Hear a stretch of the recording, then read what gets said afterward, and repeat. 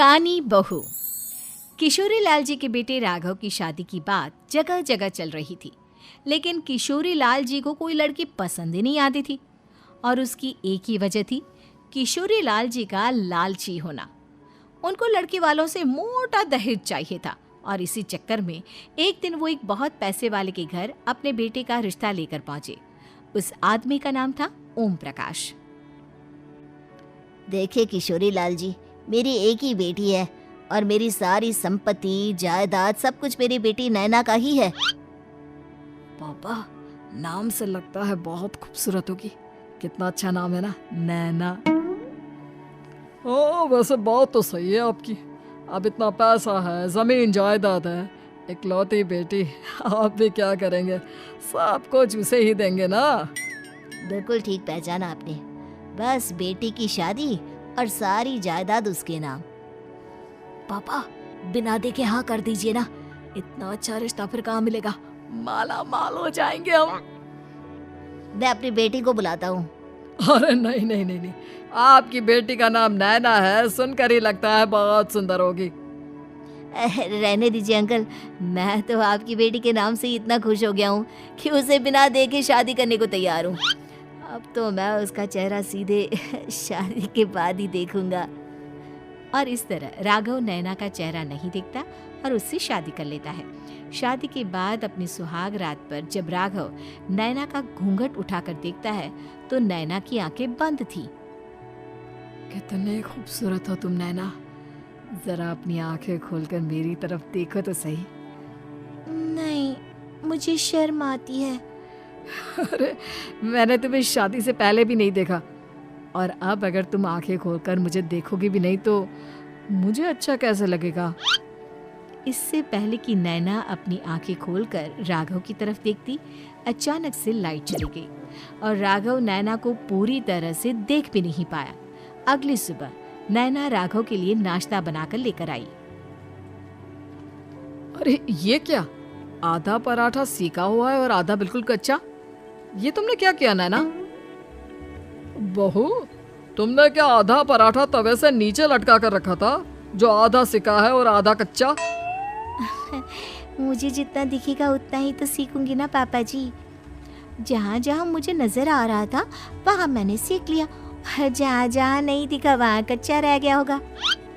इसका क्या मतलब है? ये कैसा मजाक कर रही है तुम? अरे बहू, तुमने इतना लंबा घूंघट क्यों लगाया हुआ है? देखो, हमारे घर में बहुओं को बेटी की तरह रखा जाता है, और फिर तुम तो इतना सारा माल लेकर आई हो। देखो, ये घूंघट डालकर रखने की कोई जरूरत नहीं है। हाँ नैना, पापा जी ठीक कह रहा है, तुम तो आराम से रहो, अपना ही घर समझो।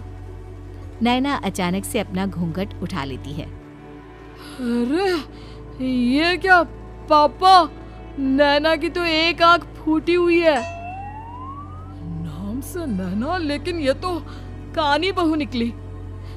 मेरे साथ धोखा हुआ है, धोखा। बिना दिखाए अपनी कानी लड़की मेरे संग ब्याह दी। मुझे कानी भी नहीं चाहिए। मुझे अभी ओम प्रकाश जी से बात करनी पड़ेगी। आखिर उन्होंने मेरे साथ ऐसा किया क्यों? अरे, आप लोगों ने ही तो पापा से कहा था कि आप लोग शादी से पहले मुझे देखना नहीं चाहते। अब मेरे पापा पर क्यों इल्जाम लगा रहे हैं? अरे लेकिन उन्हें बताना तो चाहिए था ना कि तुम कानी हो, एक आंख से तुम्हें दिखाई नहीं देता। किशोरी लाल और राघव नाराज होकर ओम प्रकाश को अपने घर बुलाते हैं। पापा जी, ये आपने क्या किया? शादी से पहले बताया क्यों नहीं कि नैना की आंखों में परेशानी है? अरे, आप ही ने तो लड़की देखने से मना कर दिया था। और लेकिन आप बता तो सकते थे। आपको तो हमारी बेटी की प्रॉपर्टी चाहिए थी, वो भी पूरी की पूरी। अब क्या हुआ अगर उसे आधा दिखाई देता है? प्रॉपर्टी तो आपको पूरी मिल गई ना। अरे ये क्या बात हुई? मेरी शादी प्रॉपर्टी से नहीं, आपकी बेटी से हुई है। अब ये तो पहले सोचना चाहिए था, तब तो मेरी प्रॉपर्टी देखकर तुम्हारी जुबान लपलपा रही थी। लेकिन मैं कानी लड़की को अपनी बीवी बनाकर नहीं रख सकता। पापा, कुछ करिए ना आप। हाँ, करता हूँ। देखिए ओम प्रकाश जी, आप हमारे साथ ऐसा नहीं कर सकते। और तुम देखो, अगर तुमने मेरी बेटी से शादी तोड़ी ना, तो जो भी प्रॉपर्टी मैंने तुम्हें दी है वो तो पूरी की पूरी वापस ले ही लूंगा, और आधी प्रॉपर्टी तुम्हारी भी लूंगा। अरे मेरी आधी प्रॉपर्टी भला क्यों लेंगे आप? इसलिए क्योंकि मेरी बेटी को आधा नजर आता है और उसकी नजर अभी तक तुम्हारी आधी जायदाद पर ही पड़ी है। अब तुम उसे घर से निकालोगे तो कुछ तो लेकर जाएगी ना। और अगर हम आपकी बेटी को अपने घर की बहू बना कर रखे तो? तो तुम्हारी पूरी प्रॉपर्टी तुम्हारी ही रहेगी, और जो मैंने तुम्हें दिया है ना, उसमें से बस मैं आधा लेकर जाऊंगा। अरे लेकिन अब आप अपनी दी हुई प्रॉपर्टी में से आधी वापस क्यों लेकर जाएंगे? अगर मैं आपकी बेटी को अपनी पत्नी बनाकर रखने को तैयार हूँ तो? इसलिए ताकि भविष्य में अगर तुम मेरी बेटी को धोखा दो तो उसके पास कुछ तो रहे जो पति का हो। वैसे मेरे पास तो बहुत कुछ है, लेकिन अपने पति की कोई निशानी तो उसके पास होनी चाहिए ना। अब अगर तुमने मेरी बेटी को कहानी कहा तो तुम्हें प्रॉपर्टी भी कहानी ही मिलेगी, पूरी नहीं। जमाए राजा।